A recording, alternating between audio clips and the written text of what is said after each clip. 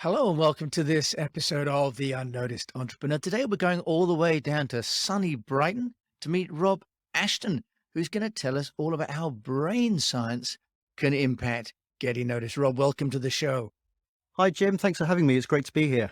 It's great. And you are an entrepreneur of over 25 years. You've run your own business, which you've now just stepped down and become chairman. But it's all to do with brain science and writing and how people get noticed. Tell us, what does brain science have to do with getting noticed? The phrase getting noticed is, if you think about it, that implies making it all about you. It's you or your listeners, who want to get noticed. If you're listening to this, you want to get noticed. But paradoxically, the way to get noticed is to make it not about you, but to make it about the person that you want to take notice, because we all live our lives thinking about ourselves. We're wired to be fairly selfish. We have a self-preservation streak, but we all run the same software. We all have the same brain model and we have the same psychology. And so you can use brain science to tap into that and to really connect with people. In fact, I'd argue that it's the best way to do it. If you ignore it, you might succeed. You probably won't, but you give yourself a really good advantage if you can tap into that brain science. So give us some definitions and some sort of practical information. Then when you talk about brain science, do you mean psychology or being wired in some way? Take us into that, can you please? Well, it's a handy term that covers a whole range of academic disciplines. Not that I'm an academic, but when you dig into this, it's quite a task, because you're talking about neuroscience. It could be cognitive neuroscience, for instance, which is neuroscience of how we think. It could be social psychology, cognitive psychology, behavioral economics, and neuroeconomics, which is about how we make decisions, and the neuroscience of how we make decisions and the psychology of how we make decisions. So it covers a whole multitude of subjects. And yeah, what I try to do is to dig into that, to look at the real science, not the pseudoscience, because there's a lot of that out there, and to use that to work out how best to connect with people, generally through how you write, and how to influence the decisions they make, and therefore how to get noticed. So, Rob, you've mentioned all those sort of the panoply of technical terms. From a practical point of view, and you talk about writing, I know you've got an international top-rated training course for writing, and I think you mentioned over 80,000 people have gone through that course. How can an entrepreneur, the unnoticed entrepreneur, use brain science in its simplest form to be writing so that they are projecting what their audience are feeling and wanting to hear? It's in many ways. So, if you take it at its most basic, if you think about what we do most of the day, for most of us, it's writing. It's either reading or writing. Zoom gets the headlines, but what else are we doing? Well, we're communicating through instant messaging, through email. We might be writing proposals to get work. We use live chat for customer service. That's all writing.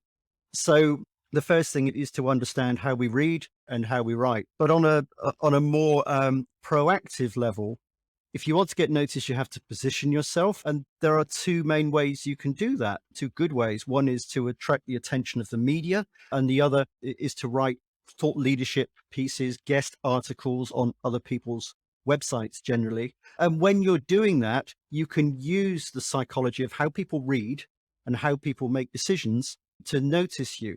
Now, on a practical level, if you think about getting the media's attention, people who work in the media are generally trained the same way. They have news antennae, and they know what makes news. And it's almost like a gut instinct for them.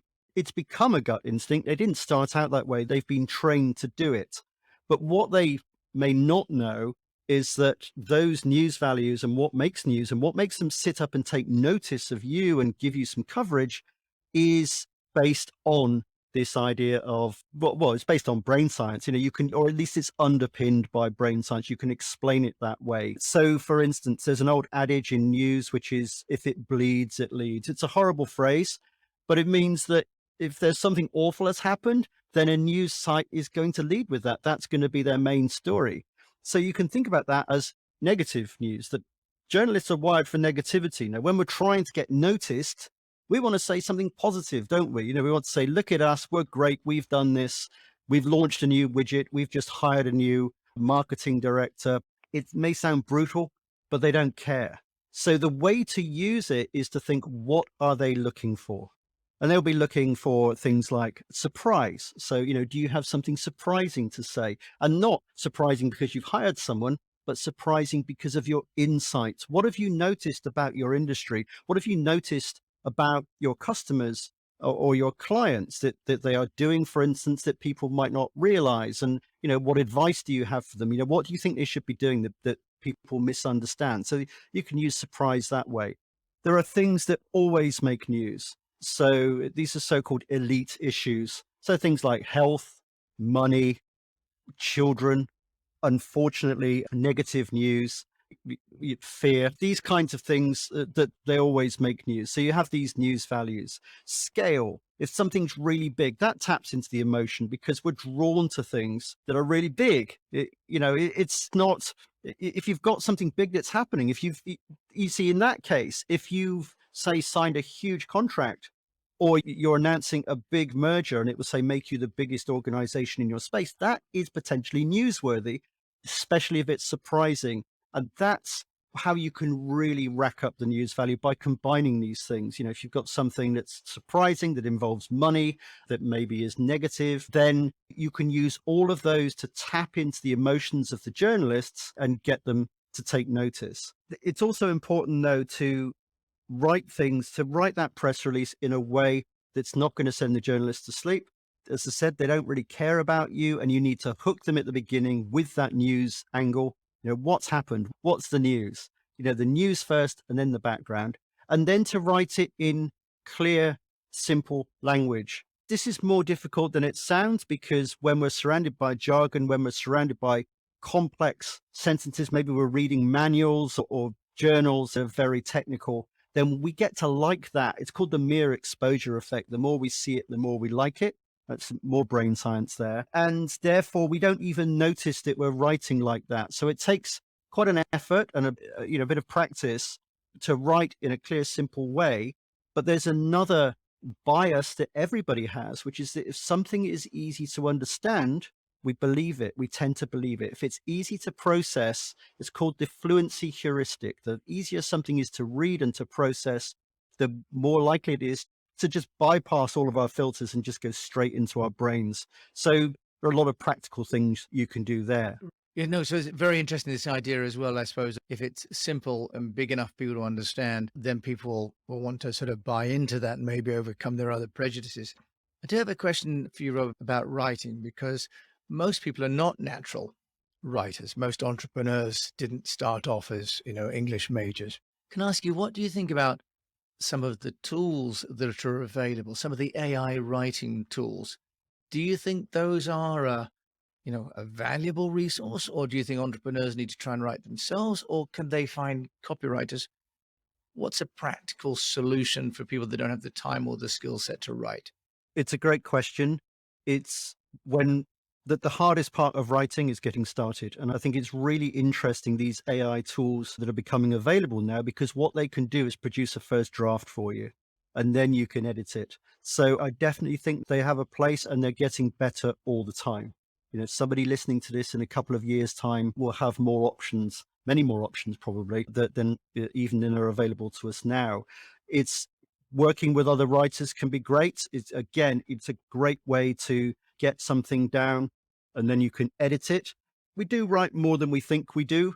I think that one of the things that can really hold people back is a fear of getting the grammar wrong, for instance, whereas it's rarely about the grammar. If you're writing in your native language, then you will have started to get the grammar rules by the age of 4 or 5, possibly earlier than that. So it's probably earlier than that.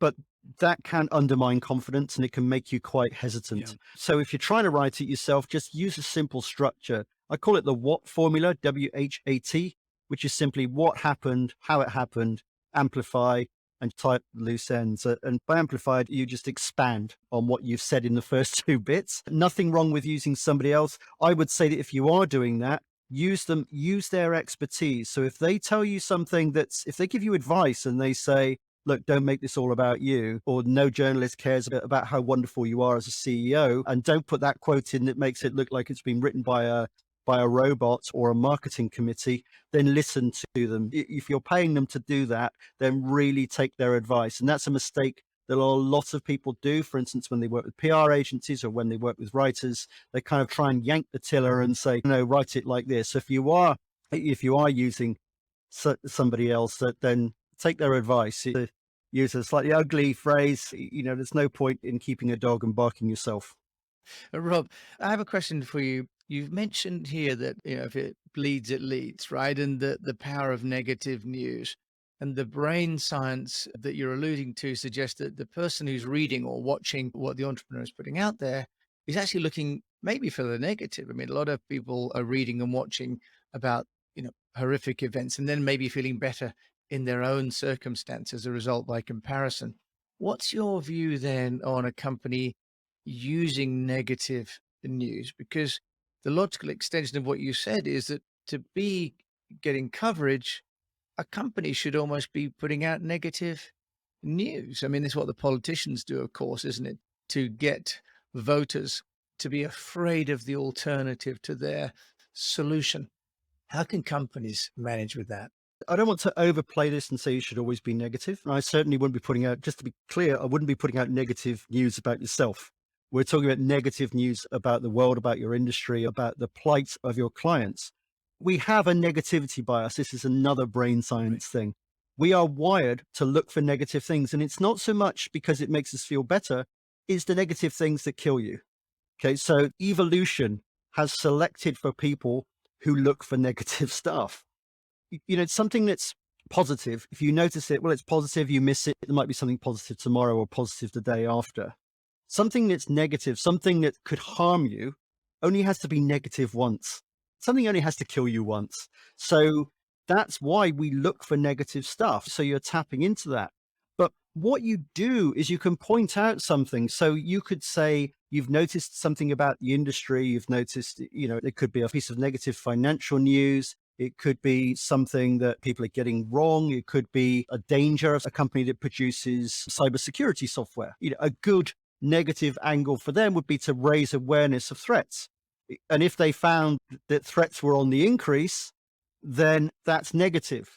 Now, the flip side of that is, what can you do to protect yourself? So you go in with the negative, and then you say, so what you should be doing is this.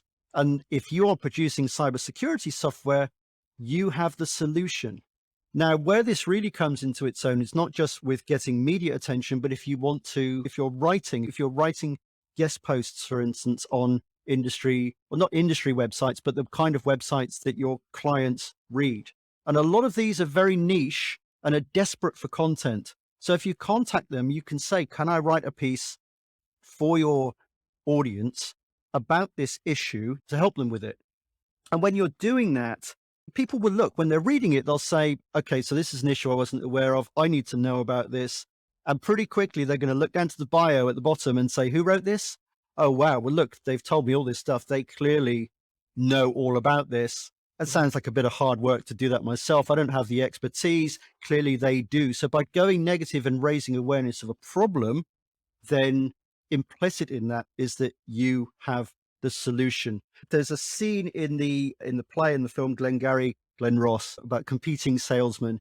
And one of them says, always be closing, always be trying to close that sale. And I would say always be helping, because if you don't hold back, don't just give them half the information in the hope that they will contact you. If you imagine they found you through searching on Google, or they found your article, they're in Google.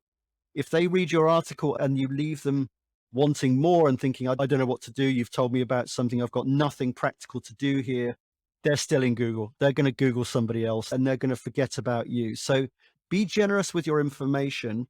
And if you want to generate leads directly, then create something like a helpful guide, a download, which means they have to then go on your website, give over their email address. And that way, you can get direct leads, or at least you can build up your mailing list and they raise awareness. In other words, get yourself noticed. It's another very good way to do it. Yes. So that's a really nice way of putting it. Rather than being talk about negativity, just talk about issues that the industry is facing and probable solutions, right? As opposed to seeing it as negative. Now, Rob, you've been the founder and CEO of a company called Emphasis, and I know you've just stepped down and become chairman of that. As an entrepreneur in your own right, how have you been getting your own business noticed? Because, I love to find out how fellow entrepreneurs are solving the problem for their own business. Well, I eat my own dog food, to use another canine metaphor. I try to help, or people in Emphasis in my company try to help. So on that website is probably the biggest resource for improving written communication. We've been blogging there since 2008. And, there are hundreds and hundreds of articles on there addressing sometimes very niche topics. So we know that when people are searching for those things, they're probably going to find us. And that could be, how to complete a pre-qualification questionnaire, for instance, if you're tendering. It could be how to write a maternity leave policy, or it could be how to write a press release. So as well as how to write a technical report, and every angle there. So, you don't just cover one thing, you cover the different elements of it. And some of those articles are almost like mini books in themselves. And we just give that stuff away. It's great for the search engines, but it's great for positioning. That site gets 1.2 million visitors a year at the moment. All of those people have the problems that we are addressing because that's how they found us. So we don't really do that much advertising. What we do is we optimize for what are called long tail searches. So those very specific things that people search for, it might not be a huge volume with each search term, but if you add them all together, it does amount to a huge amount of traffic. Plus, if people are looking for something specific and you can offer them something specific, then you are going to get noticed. And the other thing is, now I'm raising awareness of the issues. So acting as an ambassador, not just for the company, but what I tend to talk about is the topic, why we should take written communication more seriously, to do things like this, to speak on podcasts, but to be as helpful as I can be and, really make sure that I don't put anything out there that's not useful.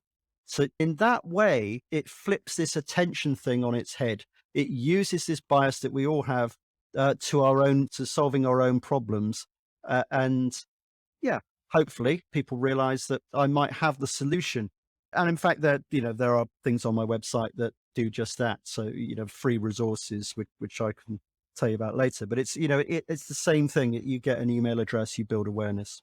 Wonderful, Rob. And, if people do want to find out more about you, Rob Ashton, and brain science, you've mentioned Emphasis, but where else can they come and find you? Because you've obviously got so much knowledge to share about this. The best place to find me is just on my personal website, which is simply robashton.com. If they go there, they can find a free course called Silent Influence, which is how to harness some of this stuff in order to influence decisions. If they want to go straight to that one, it's robashton.com/influence. But robashton.com will do it. And there's a link there to Emphasis, the consulting firm. So that's the only one you really need to remember. Rob Ashton joining me from sunny Brighton. Thank you so much for sharing all your wisdom with me and all the other unnoticed entrepreneurs listening to the show today.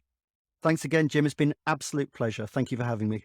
Wonderful. And once again, we've been treated to another expert, 25 years plus of experience shared there by Rob in just 20 minutes. So thank you for listening to this episode of The Unnoticed Entrepreneur. If you've enjoyed it, do share it. If you can rate it, there's a link in the show notes as well. And until we meet again, I just encourage you to keep on communicating. As Rob would have it, keep on writing.